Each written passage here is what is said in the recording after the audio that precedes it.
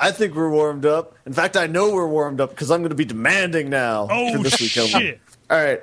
You drop a marker, Cole? Drop a marker, Cole. I'm doing it. I'm not even going to ask anymore. Yeah, I know. I only responded the bell. I'm like, what's his name? Pavlov's dog? Popov's dog. Popov's dog. Wasted the entire time. I hope people listen long enough to know that that's a title.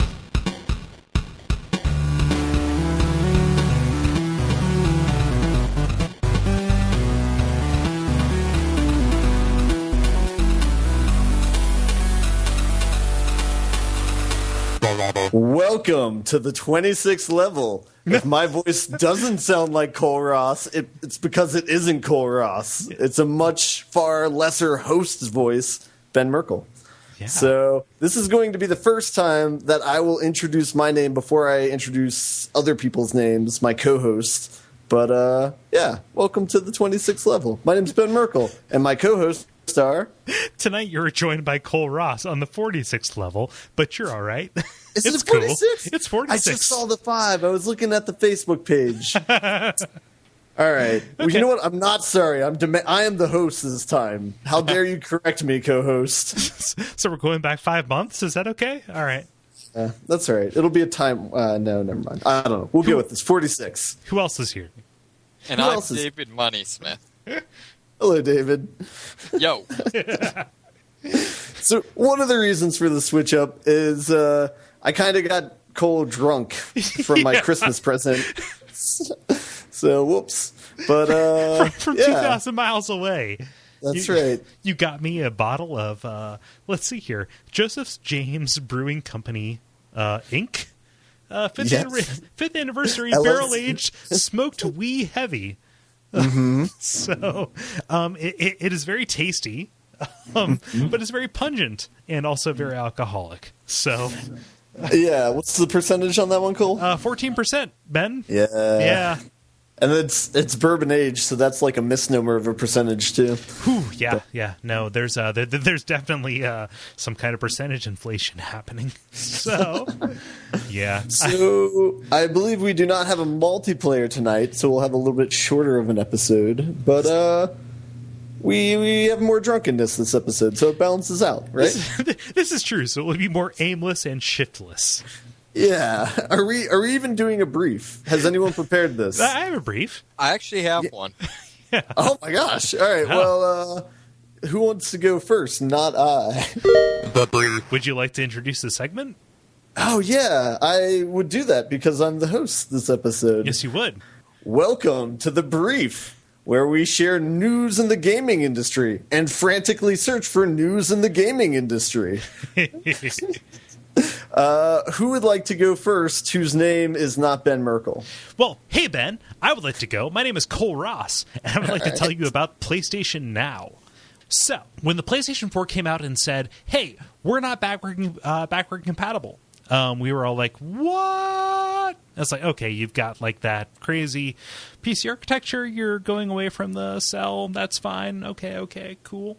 However, during CES, the Consumer Electronics Show, Sony came out and said, hey, we've got this thing called PlayStation Now, where they said that older PlayStation games will be able to be streamed to both the PlayStation 4, PlayStation 3, and the PlayStation Vita. Mm-hmm. All right? So this is something that is similar to both OnLive, which, came up and then died very, very quickly, and also the Gaikai software that Sony bought and then died very quickly, which is like, hey, we'll run this game over here on this computer a couple thousand miles away, and we'll send you the video over here on your computer in your living room. I believe they refer to that as the cloud. Yes, the cloud. Can you explain the cloud to me, David? Yes. Okay, cool. I won't ask you to. I just wanted to know. I just wanted to know if you could explain the cloud to me. I spend 50 hours a week explaining the cloud to people. However, you just tell them like, well, when the sun heats up water, it forms a vapor. Yeah, it's pretty much that overhead diagram of the water cycle that we got in middle school science class. except Yes. with internet instead of water. No, but yeah. So they have a couple of games that they've been demoing at CES, including The Last of Us, Beyond Two Souls, and God of War Ascension, and The Puppeteer. And this can go on the Vita, which I've seen, and it looks pretty cool, especially with The Last of Us. Hey, cool. I was going to say that game list encompasses both the best and worst game that I've played last year. You know what? I think that deserves a... Wait, so are you saying it can be backwards or forwards, whatever, sideways compatible to the Vita? I think that Or- it's whatever doesn't require a PlayStation 4 to run. Okay, so in effect, if I buy a PlayStation 4, I'm also buying a Vita. I think so. That's if they allow it to happen. So what's happening is they either charge an individual rental policy for a certain amount of time on a particular game, or you can just subscribe to PlayStation Now. Huh. Or later. Yeah. Yes, it's See, like this seems it's like like- shitty taffy. It's now and later. PlayStation Plus Plus. We're getting on Newspeak style. PlayStation Increment. Yes, there you go. God, the three of us shouldn't be allowed on a podcast. Yeah. Oh man. Yeah. Yeah, but yeah. So it's either rent the game or rent the service, right? Which I don't know. I've been asking for this kind of thing for a little while, which is let me subscribe to a service that gives me games to play, right? Isn't that what PlayStation Plus already is? Kind of, except this lets you play a PlayStation Plus /3 games on your PS4, which makes the PS4 really, really attractive to me. Actually. Yeah. I mean, I can wait, see also that if it does with the Vita, that's also very cool. Yeah. The Go ahead, the PSN store is not carrying over, correct? Like games that you have in the PSN on the PS3 is not going to carry over to the PS4. I don't have any idea, honestly. All right. Like it'd be cool if they said, "Hey, if you bought this on the PS3, you can play it forever in perpetuity throughout your PS4 through 80, which is as far as they'll go before the crabs overtake us." But I know at least, through the PlayStation Plus, there are free games, and this is what Dennis did. You can in effect buy a game via that for the Vita, and then even though you're doing it through PlayStation 3, so that would lead me to think that it would carry over. maybe. I think that through the PSN, it's actually a little bit more permanent than that, just because you can download the executable onto whatever device it's available to, as opposed to actually like having it run on this cloud device, halfway across the continent, as it were. But yeah. This seems like a little bit more of a sketchy kind of thing until they prove their record, right? Right. I mean, ideally, it would eventually end up sort of being Steam style, right, where you would kind of be part of your identity. Even Steam lets you download the executable and run it locally. This is entirely like, we'll send you the video as long as you send us the controller input. Huh. Yeah. So, I mean, like, I shouldn't be skeptical, because I know in 25 years we're all going to be eating food pills, crying in our carbon fiber cars, and playing that are self-drivable. Yeah, and playing PlayStation games that are in the cloud. But yeah, I have to say that right now, comparing this to Steam feels like handing a distinct advantage to Steam. However, Wait, why are we crying in carbon fiber cars? It's the future, dude. Because the future, there's nothing to live for. Like, the sun has been choked out. Yeah. Oh, okay. Yeah. And there's no sun. Yeah. I mean, come on, keep up. Yeah. So yeah, that's my story. I can go, or David can go. David, what would you like to do? Sure, I've got one, and it's at least semi-tangentially related. Have you seen that they've announced the first batch of Steam boxes? Yes. Steam I have boxes. not. Box Eye. Yeah. Oh man, Greg Berbiglia? I think that's right. Yeah. Yeah, that's the guy. Did you see him when he came to UC? No, did he come? Yeah, he came. This was back in 2007, so literally 6 years ago. Oh, no. I missed that. Whoops. Yeah, I should have told you about that. I've been feeling bad ever since. About that like 7 years ago, man. No, yeah, they've been released. There's, I want to say like 13 different manufacturers, each of which makes one. Mm-hmm. And they range in price from 5,000. Yes, from $5,000 to a reasonable number. No, they range in price from 500 to a little over 1,000, I believe. Like 1,600 was the highest I saw. Was 1,600? Yeah. That's a little over 1,000. Yeah. a little over a half over 1,000. Don't worry. I feel like if you can afford a $1,000 game console, then $600 is a little over that. Yeah. It's partially some, yeah. Yeah. Yeah, but I don't. Wait, Kat, what did you see that? Kat, what was your thoughts on that? So, I was expecting stuff to be about 500, but like right. I didn't expect the very low Extrema to be 500. Exactly. Knowing PCs, like 1,000 is probably the happy medium that anybody who is crazy enough about games to spend money on games to be, like that. That's about what we would spend it on. But yeah, without seeing specs and stuff to be able to compare them on, really the only articles that I saw were comparing the looks, in which case it was like, oh, I'm going to hide you in a cabinet, so it doesn't really matter that much what you look like.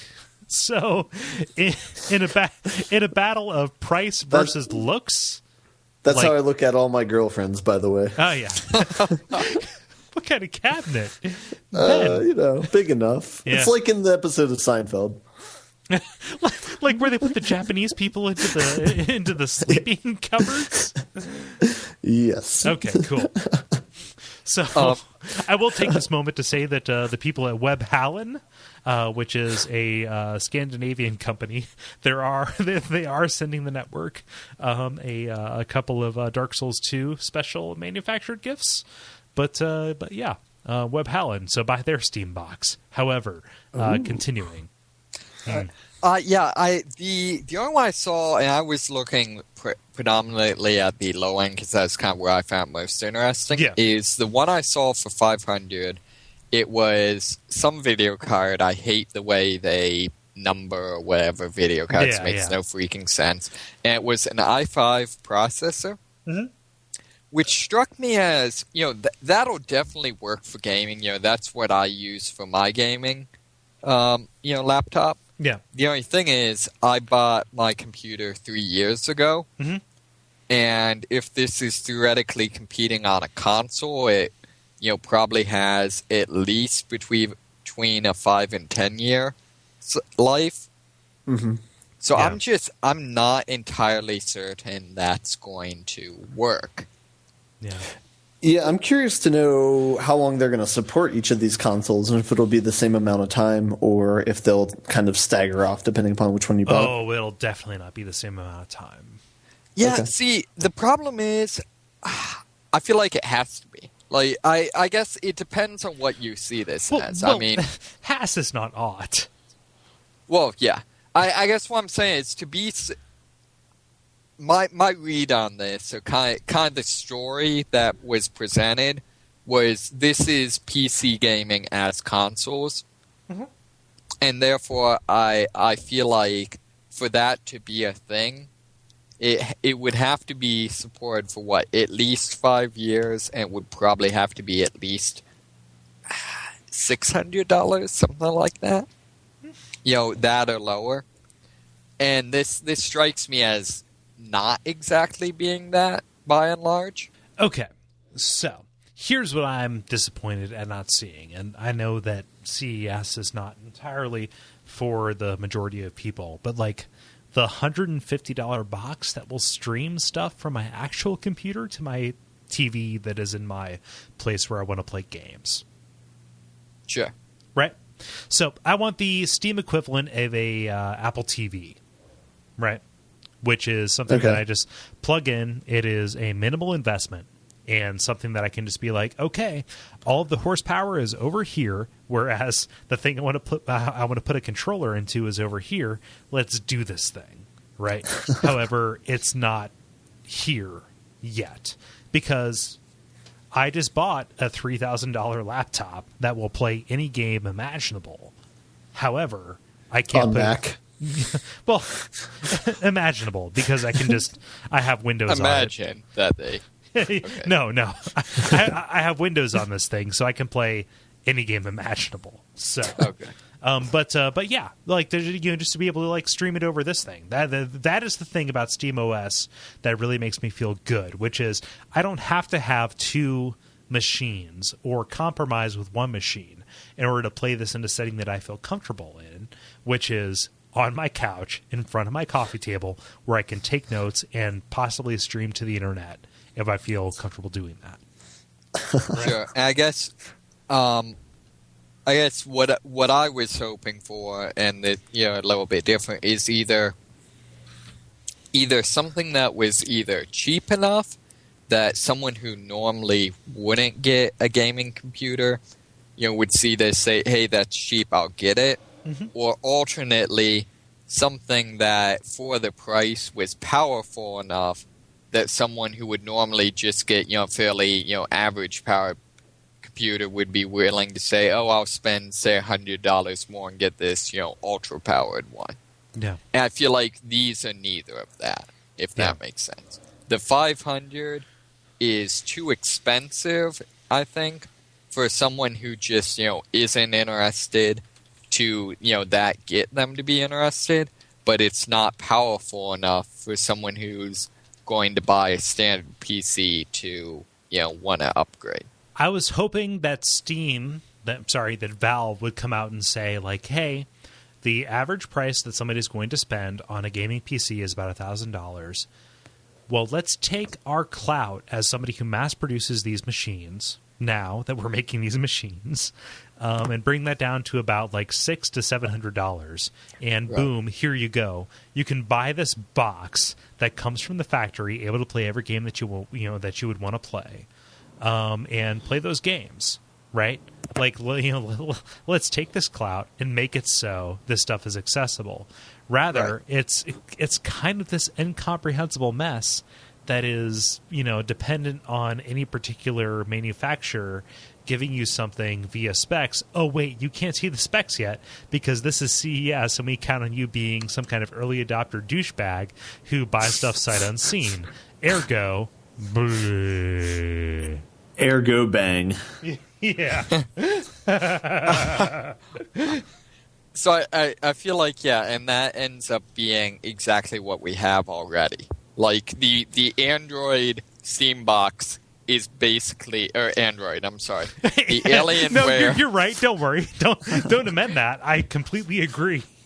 Yes, well, the Alienware Steam box is basically what Alienware already was. Kind of. Did Alienware put out a Steam box? I didn't see them. Yeah, they're one of the manufacturers. But they're one of the ones that won't even tell you how much it's going to cost. Yeah.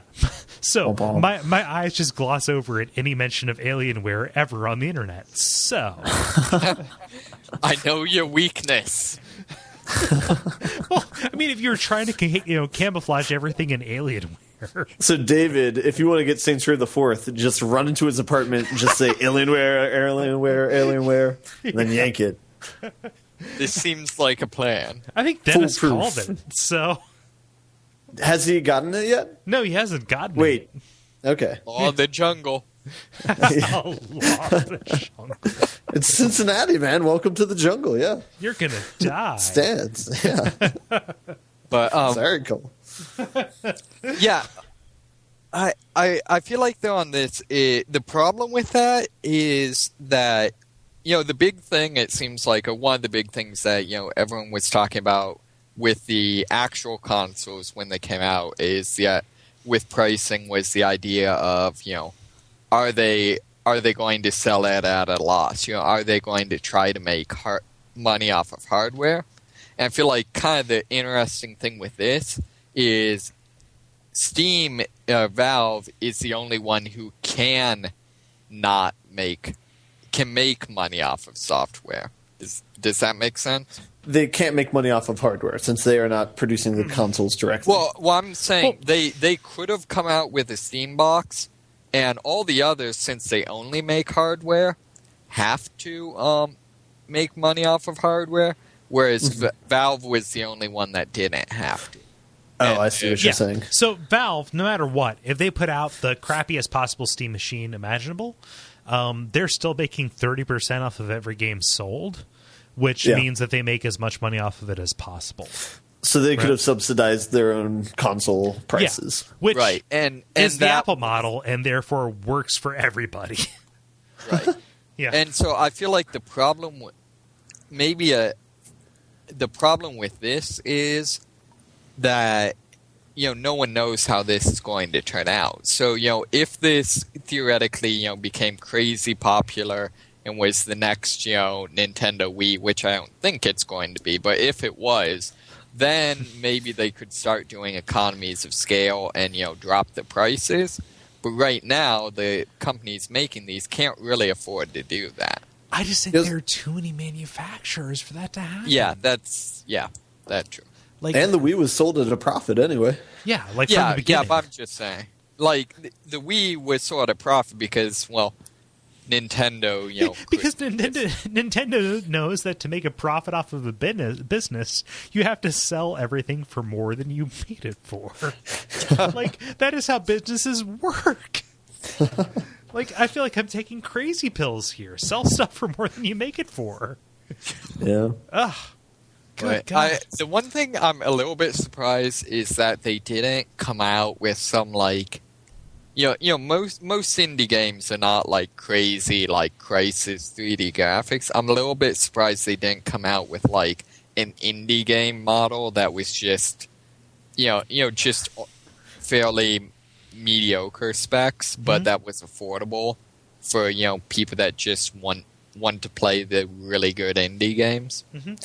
I'm actually kind of glad that they don't have something like that, because my big trepidation with PC gaming is I don't want to have to constantly keep updating stuff, and I don't want to have to worry about will it run or not, Yeah. So I'm kind of glad that it seems like everyone is kind of guaranteed to run stuff for a certain amount of time. Yeah. But I think that's what it comes down to is, will this catch on enough that they can have enough clout to get people to do that? Yeah. Yeah. I'm definitely going to have a wait and see approach as far as whether or not I'll get one or not. But yeah. Yep. I was curious about this first round of reveals, which I know I oughtn't be because I'm more of a second round adopter kind of guy. But yeah, I would just want to know that these things work. And the fact that most people are not willing to reveal their specs or their prices, those are both really important pieces of data for somebody who is wanting to make a buying decision, right? Yeah. Yeah. When's the release date of these consoles, or of these quote unquote consoles? 2014, maybe. Right about the same time as Half-Life 3. Half-Life 3.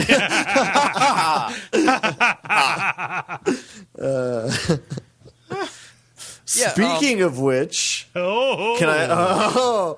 I start a segue? Oh, you may. You're the host. Segue. After all. Are you finished with your story, David, or are you going to add on? All right.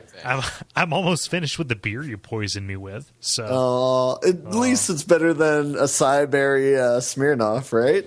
That was probably the last. When did I ever imply that I drank that? The video on my phone that doesn't exist anymore. Was that a Cyberry? Oh, wait, no, it was that was Smirnoff Ice. Okay, yeah, Smirnoff Ice. I was thinking of actual Smirnoff vodka, which Yeah. somehow seems better in that in that It instance. probably would be. Oh, I will shut up then because you have incriminating evidence. Probably less Bernie, I guess. But anyway, back to the segue that is no more. Speaking of Half-Life 3, there's something that reminded me of that. So I have two stories to share for the brief, which is no longer a brief.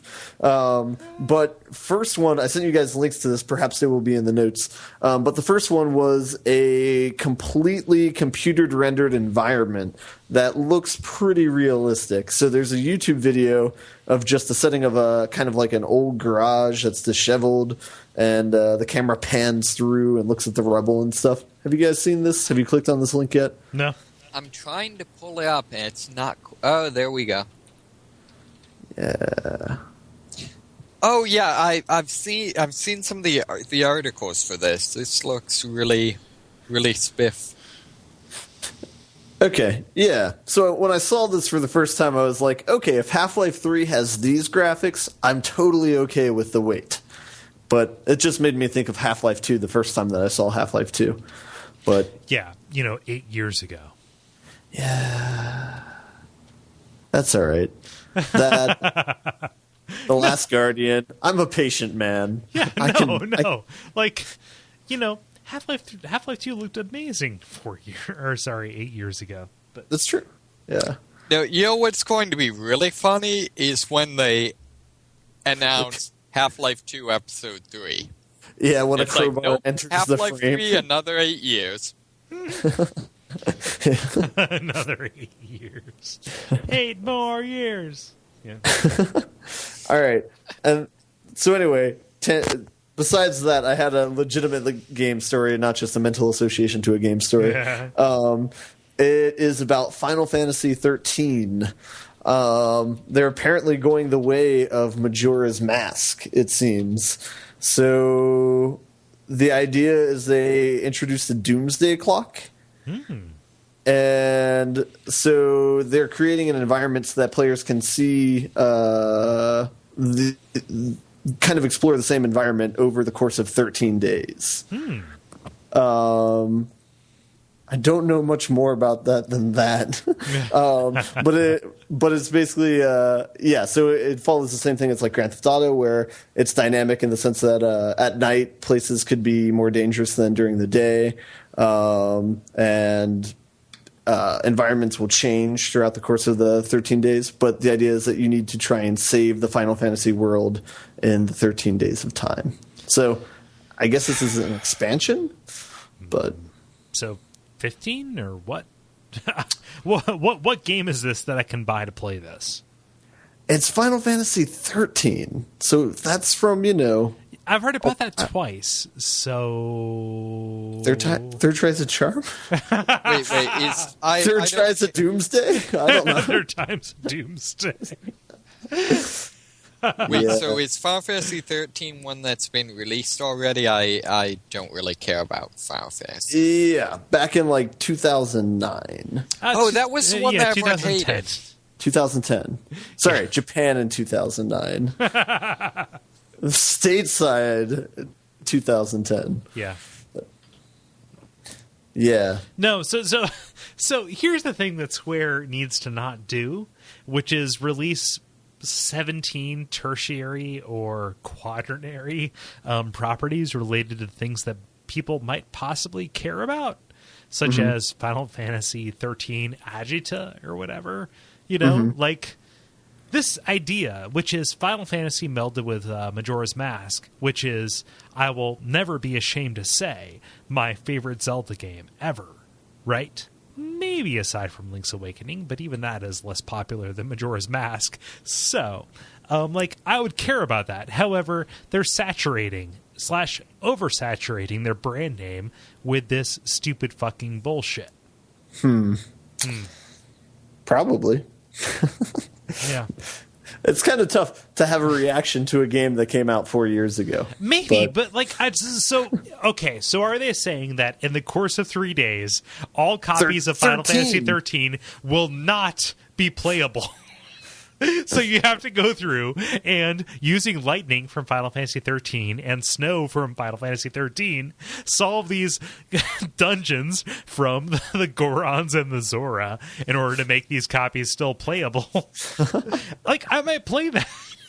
Okay, so you have to play. Wait a minute, what? How did you get that from this story? No, you have to play Zelda Majora's Mask in order to keep these copies of this game that people kind of liked, maybe, playable.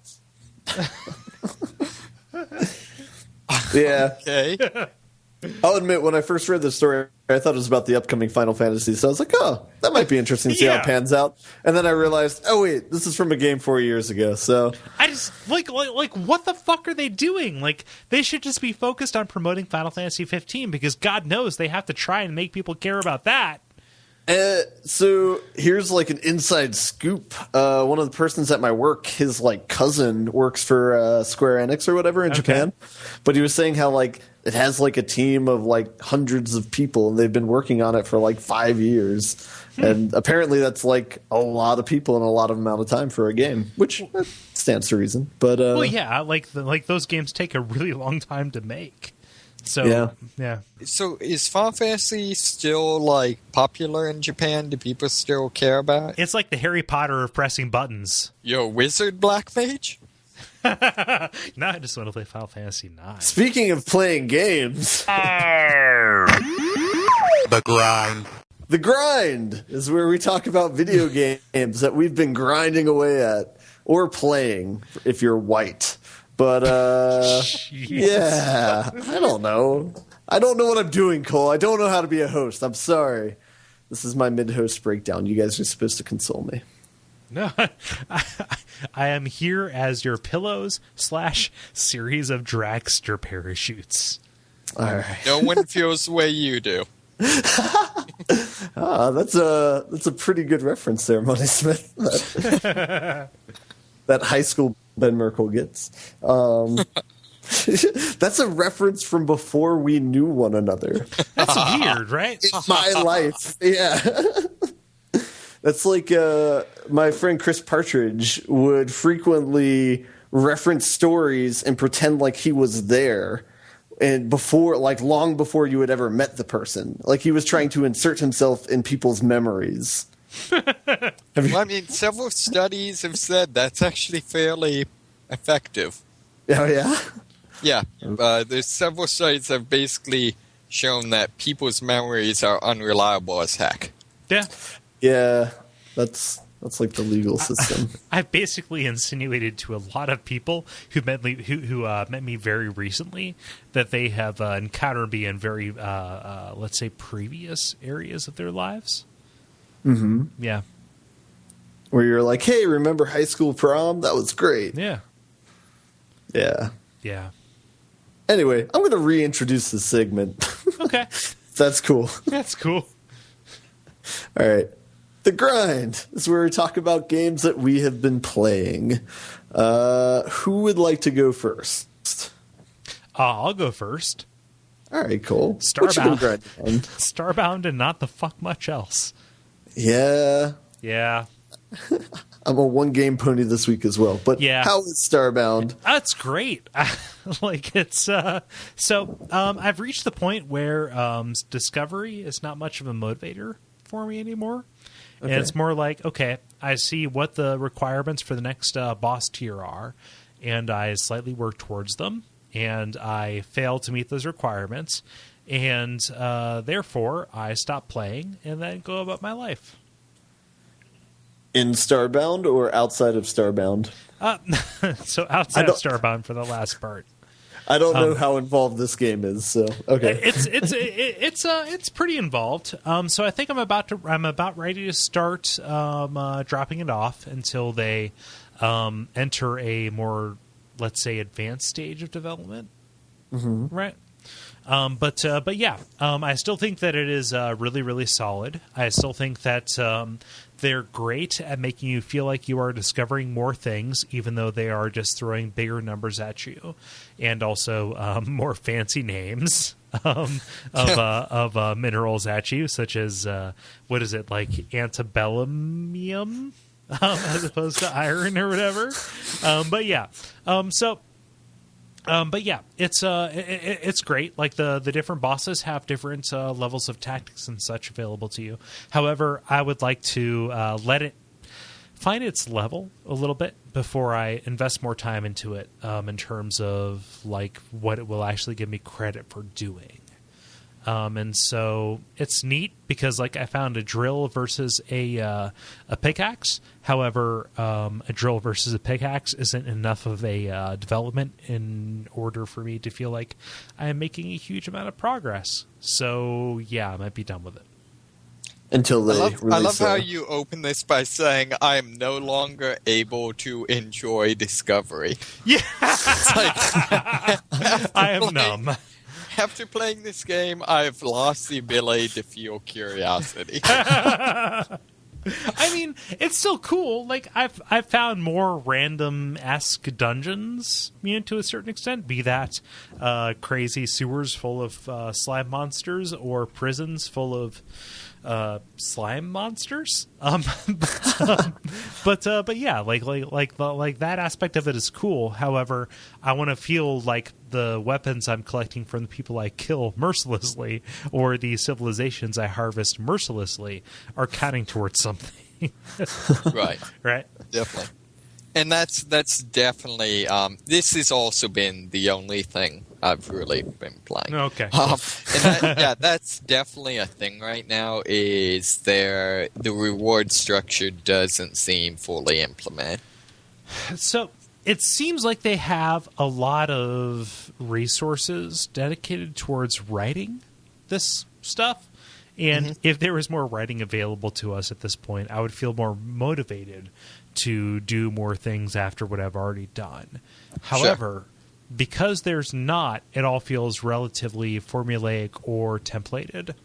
And that is a turn-off? A little bit, yeah.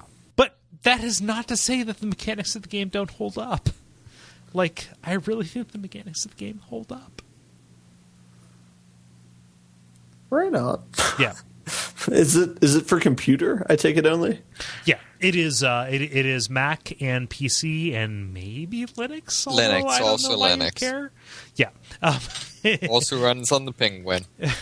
It is all of those. Three things enabled. But yeah.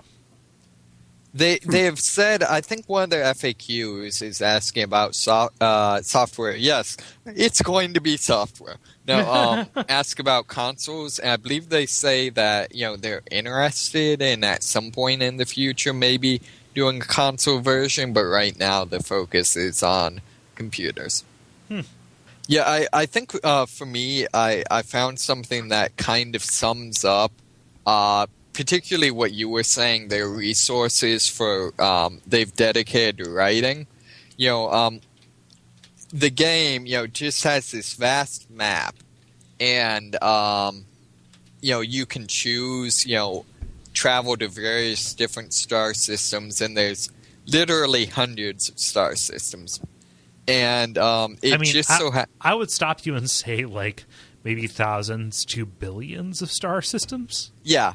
Yeah, because that is their random generation seed. So right, exactly. So just a huge number. And the one I actually started on was like, I'm going to butcher this, but was like the Fribulon Vox star system, which happens to be the name of the planet from Commander Keen 6. Yeah, we talked about that last week. Actually, that was at lunch. It's neither here nor there. So should I go, or maybe. I know nothing about this game, so I have no incisive questions to ask. We've talked about it a shit ton in the past couple weeks, so. All right, well, I guess I will go then.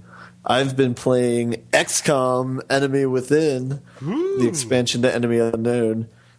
It's a pretty awesome game. If you've played Civ and you like Civ, this game is just as cool. It's by the same people who did Civ Rev. Yeah, I've played it for the last 2 days, pretty much every free moment that I've had. I know Dennis has played this. Have either of you guys played this? I've actually played it, yeah. Okay. Not Enemy Within, but like enemy Unknown a while ago. Yeah. But Okay. Yeah. It's totally fun. It's a nice strategy game. You're defending the Earth. The first thought I had when I was playing it is like, this is what Mass Effect 3 should have been. Totally. It's a fun version of Earth defense, But sorry, that might be hurting feelings of people who like Mass Effect 3. So I mean, what about people who are indifferent to Mass Effect 3? I am somebody who's indifferent to Mass Effect 3. Okay, cool. But so I don't know what else to describe besides that. Basically, the turn-based strategy is you have missions where you either go down to areas where people are being abducted or where UFOs have crash landed, and you fight aliens. And so you basically have a squad of people ranging from 4 to 6 people who will either die if you are not good at your job, or they will level up and become pretty boss if you are good at your job. And you're just moving them around a small map and trying to get them to find where the aliens are and then kill the aliens. But it's turn-based, so you can move each of your units a certain distance each turn, and after you're done moving each of your units, the aliens get a chance to move and attack. So it's kind of, I don't know what to compare it to. It's almost like I don't know what that is. Fantasy Tactics. I haven't played that. Well, I mean, it's to those things that David unpromptedly invoked.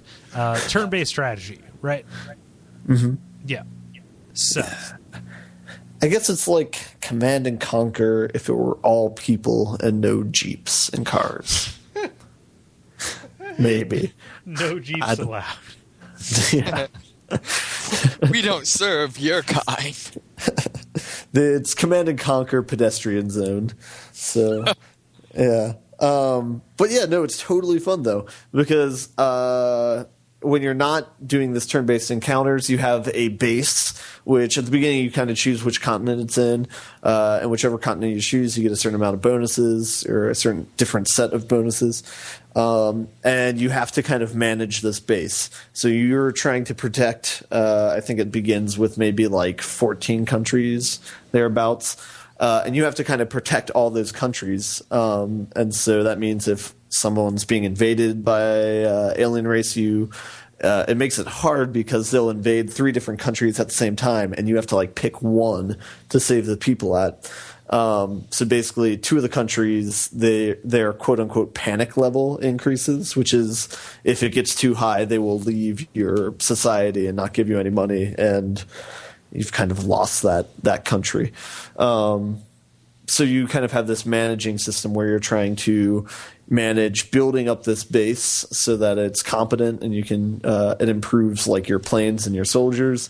And then you also have to manage like a money system where each of the countries that you're protecting is paying you money once a month, and so you have to kind of spend that on your base. And then you're also managing research based on the aliens that you encounter and various things. So yeah, so it's super fun. I really like it.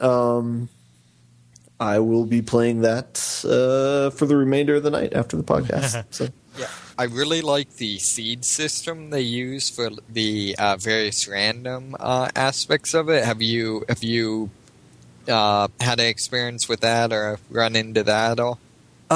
What do you mean with the? Well, yeah. The random number generator, the seed for the various random things is actually set.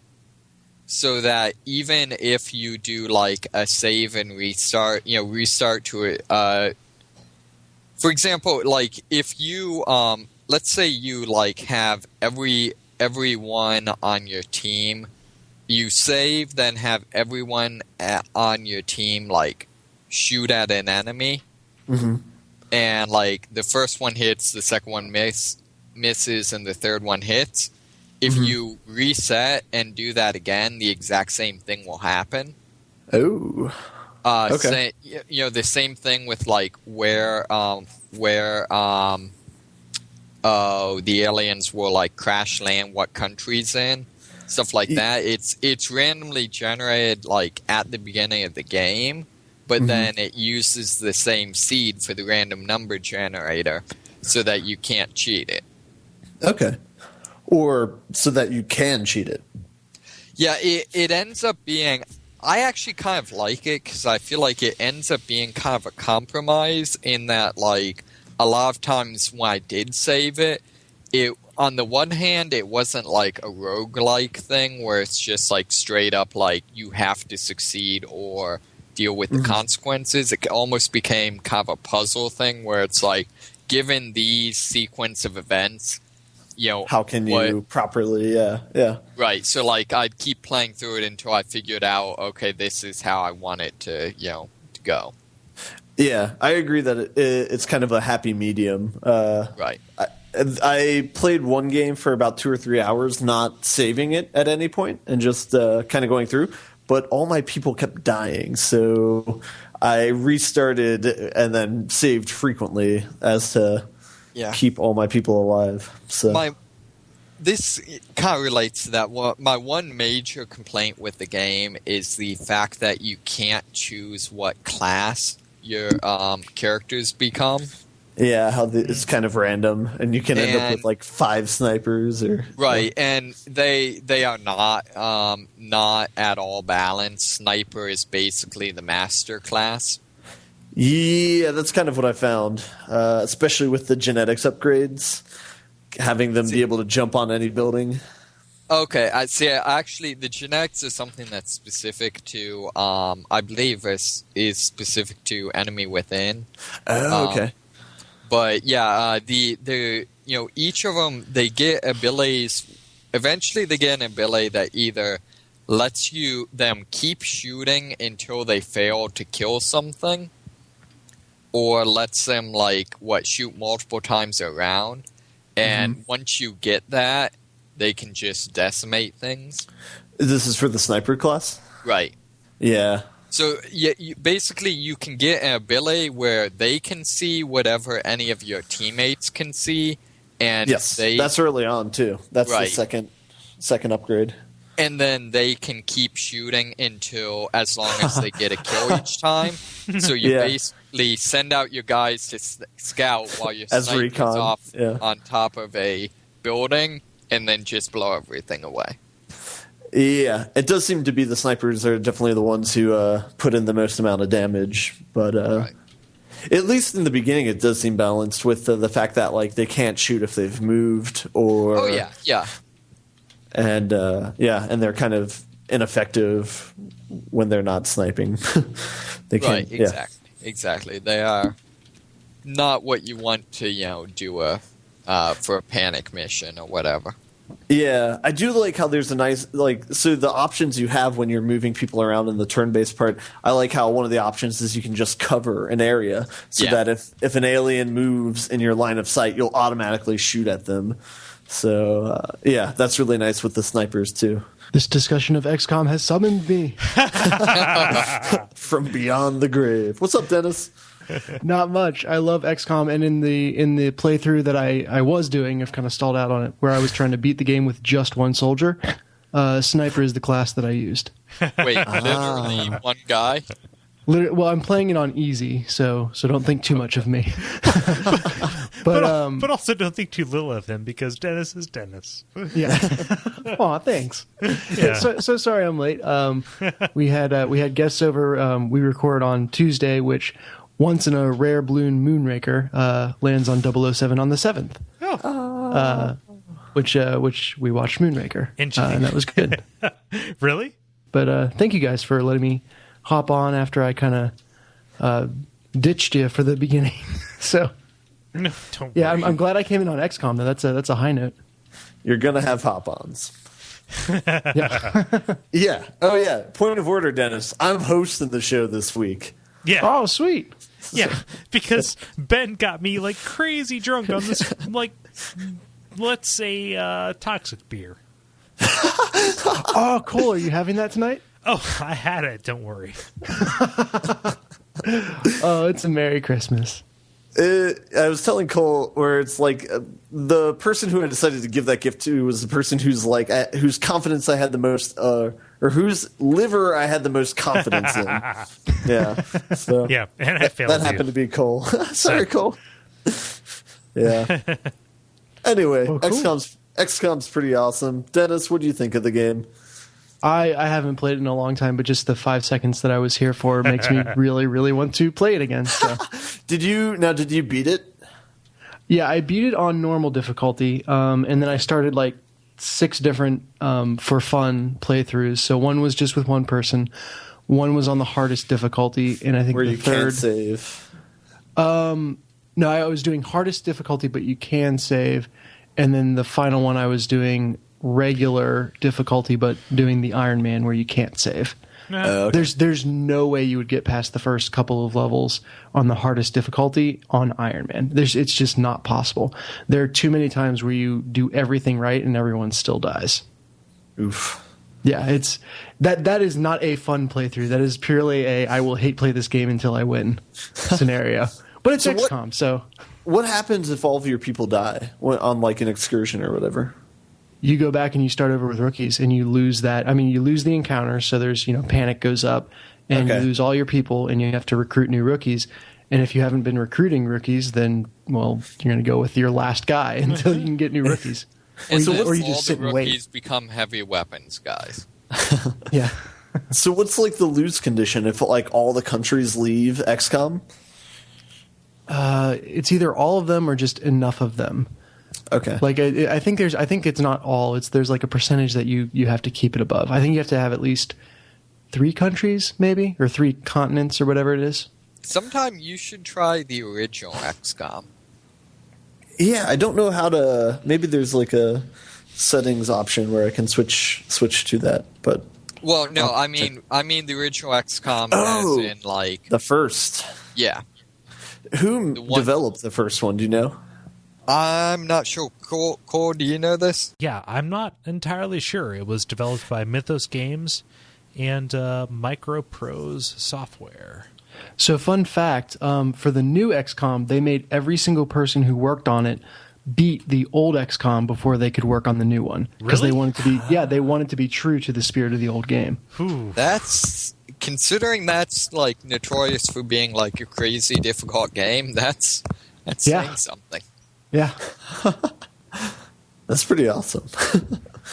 Yeah, this is Fire Axis Games, right? I should try and beg for a job at that place. Maybe I mean, they make amazing games, man. yeah, like between XCOM and CivRev, like Yeah. God, now you're gonna Alright. send Ben on a CivRev binge. Well, I'm on an XCOM binge right now. I mean, Yeah. I have Civ Rev out. It's actually I can see it right now, but Give me your chip. but yeah, I'm digging XCOM, so I'm going to keep playing that. Dennis, what have you been playing? Oh gosh, what have I been playing over the past week here? Is everyone else gone? Should I hop in? yeah, you're the last one. Yeah. Okay. Cool. I have been playing lots more Gravity Rush, which again is an incredibly fun game, but the story makes no goddamn sense. So I feel like I left you guys hanging last week because I said you had, someone had dropped their letter off the side of a cliff and you chase that down this, gigantic hole to a plot significant boss fight, and just to close that loop, you actually, on your way back from the boss fight, find the person's boyfriend who sent the letter, who gives you the letter that he found, and it turns out that he's dead. So there's that. So tell Wait, him, a tell dead him guy Large gave- Marge sent you. Yeah. So, but then you go back up. That reference. You go back up and give this girl back the letter, and she's like, "Oh, could you throw that away for me? I've already found a new boyfriend." The end. Huh? What the fuck? Or another example, and I'm giving. I mean, I guess these are kind of spoilers, but not really, because, like I said, the story makes no sense. The latest mission that I played, again, like I talked about last week, some of your quest markers are just like, "Oh, I need some fresh air. I'm going to explore," and it leads you to like a very specific point. And I ran into a scientist who was trying to place some, beacons or whatever. And he's like, "Oh, thank God we stumbled upon each other. I need help with this." And I'm like, "Well, didn't really stumble. Had a quest marker, but sure, I'll help you." So I go place it all and help him out. And he's like this kind of cute, bumbling scientist. And at the end of the mission, he walks away, and it's like he gets on the phone. And he's like, "My plan worked perfectly. She's I'm collecting data on her now." It's like, well, you planned to randomly run into me? Are you in charge of my quest markers? Like, how does this work? We have your quest mark. Yeah. And he was like, it was like not on a thoroughfare or anything. It was way tucked away somewhere I would never go normally. So yeah, it's pretty random, but it's a lot of fun. What else have I been playing? I went back into Starbound after Cole talked about the tiers, and that's been amazing. I imagine you guys have already talked about that so far, right? A little bit. Like Yeah. I've talked about how I am like almost out of enthusiasm until they finish the game, but yeah. Yeah, well, I'm deep in climbing the tech trees, so I cheesed the robot fight by kind of pre-building a cage for him, which is nice. But yeah, it's kind of funny, I'm not being given quest markers or quest rewards for building these new items, but honestly, once you realize that, hey, that's kind of the next step, you don't need a quest marker to tell you go do it. You kind of set your own goals, which I think you said last week, Cole, and that's a great way to play the game. Yep. So that's been awesome. I know I'm forgetting something big, but I haven't had a chance to warm up and get in the groove here, so I'll just randomly interject with another game when I get to it. Okay. Oh, I'm downloading DMC now, and I just tweeted this, but the download for DMC is 6,669 megabytes. Most rebellious number ever, man. Rad. Hate my dad. 6,669. I am actually excited to play that game, though. It's I love the DMC franchise, and I think it's an interesting new direction. We'll see. So you really haven't played this newest iteration of this franchise, which you really, really love? No, I meant to, and then life happened, I guess. Yeah. I mean to play about 90% of the games that come out, and I play about 9, so. Huh. Yeah, that's me, though. I mean, is that a PSN game, or? Yeah, downloading it for through PlayStation Plus. Okay.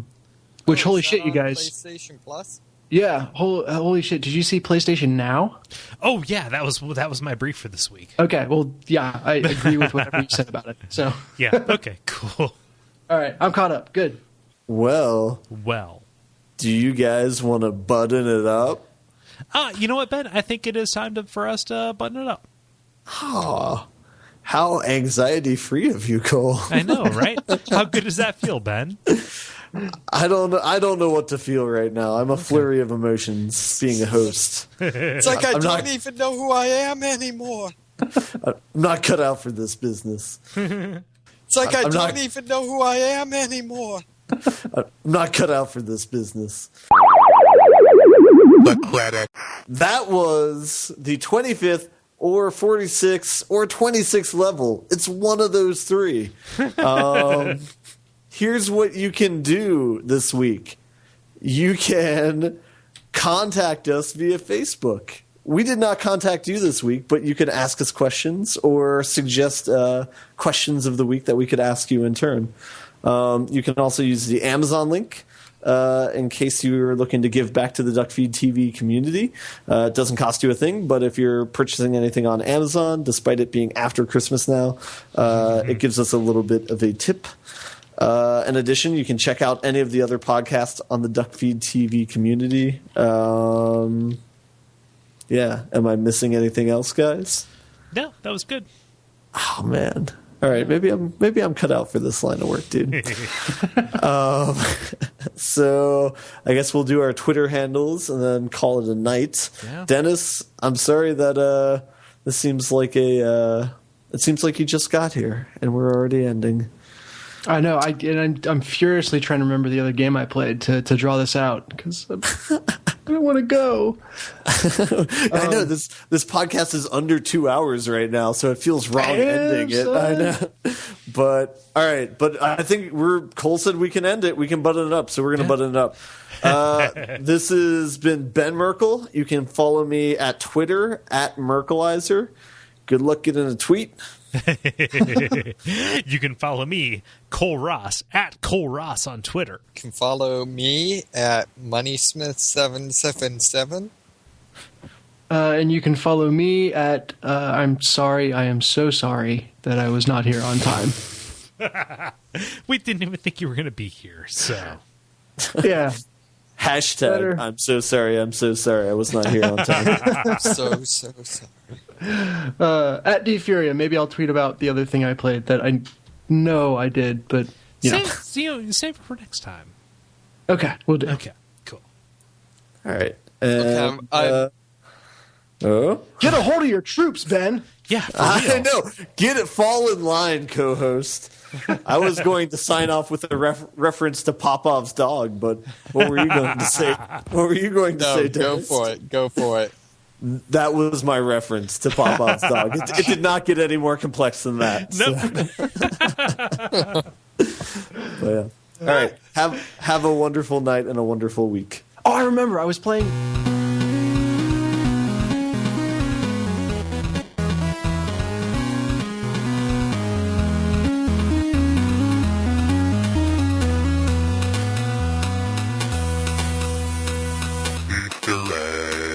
That was not the actual inventor of a Segway. People sensationalized that story. Was it just like the CEO at the time? Yeah, it was just the guy who bought the company.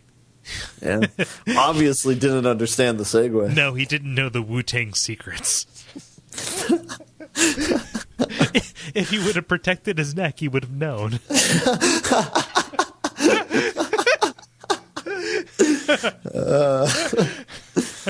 Yeah, I'm a sucker for Wu-Tang references, man. Me too, man. All right. I love the Wu-Tang Clan.